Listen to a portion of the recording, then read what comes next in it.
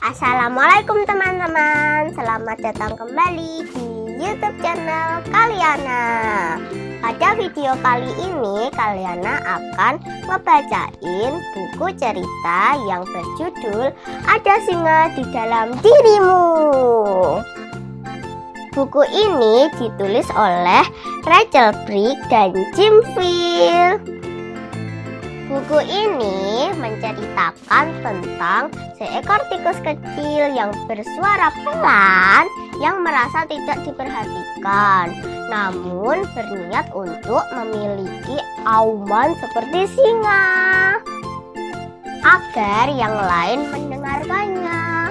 Sepertinya menarik ya teman-teman ceritanya. Apakah si tikus akan berhasil? Yuk kita mulai.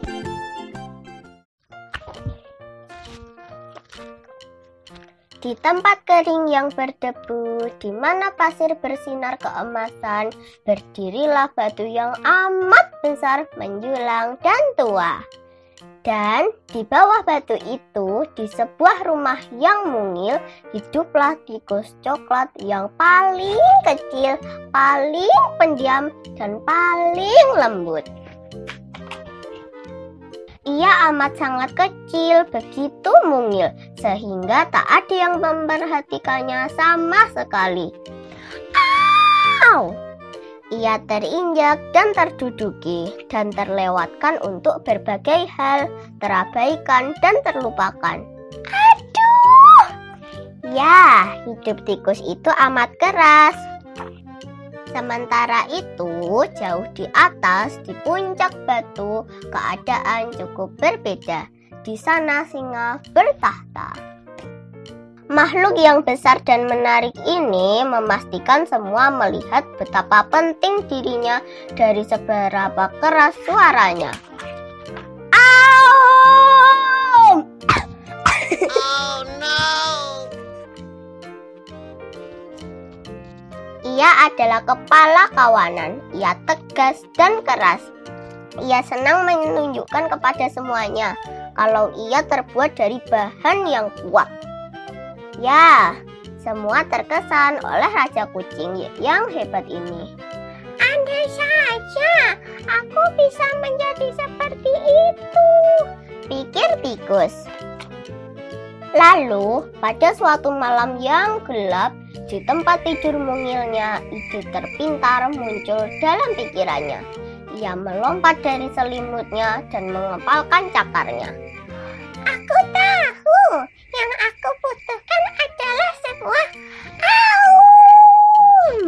Hah? Maksudnya, bagaimana kalau tikus ini yang punya gigitan terbelah menjadi lebih banyak dan sedikit berkurang lemahnya? Ya, ia masih akan menjadi tikus berbulu coklat yang mungil. Tapi ia akan berteman dan bergabung, lalu hidup akan menjadi indah. Ya, aku harus menemukan caranya. Aku akan belajar bagaimana mengaum, dan aku akan mempelajarinya sekarang. Tapi, ya ampun, cuma ada satu makhluk yang bisa mengajari hal ini. Tapi, mungkin ia akan menjadikanku santapan. Inilah saatnya untuk menjadi kuat. Raihlah kesempatan. Lagi pula, merasa kecil selamanya itu waktu yang amat lama. Jadi, ia memberanikan dirinya dan ia berpikir seperti pemenang. Ia berangkat ke puncak, berharap agar tidak menjadi makan malam. Rasanya seperti hal yang paling menakutkan yang pernah ia lakukan. Tapi, jika kamu ingin segalanya berubah, pertama kamu harus mengubah dirimu. Oke. Makin tinggi ia memanjat, makin dekat ia kepada singa yang berbaring mengantuk di puncak. Lalu akhirnya saat ia berdiri di atas jari-jarinya dengan sopan, ia menemukan dirinya tiba-tiba berhadapan dengan hidung. Maafkan aku. Bangunlah Tuan Singa. Anda kedatangan tamu.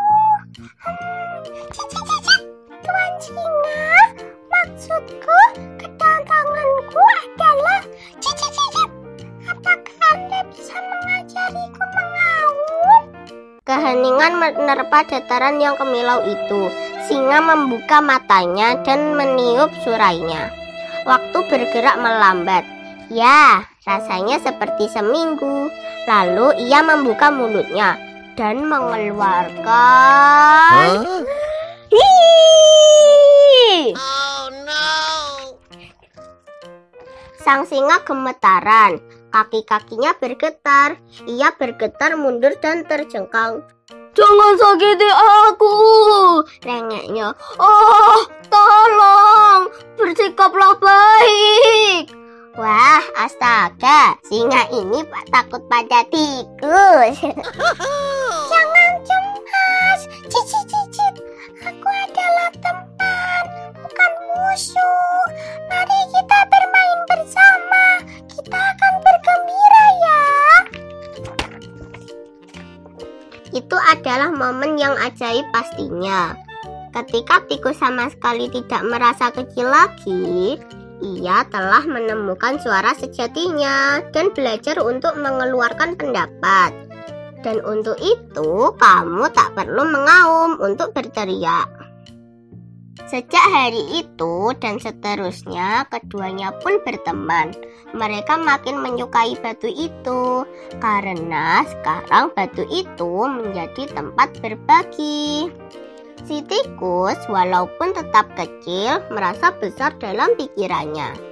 Dan singa, ia masih mengaum, tapi dengan tawa sebagai gantinya. Huh? Ya, hari itu mereka berdua belajar bahwa seberapapun besar diri kita, semua pasti memiliki tikus dan singa di dalam diri. Seru ya teman-teman ceritanya.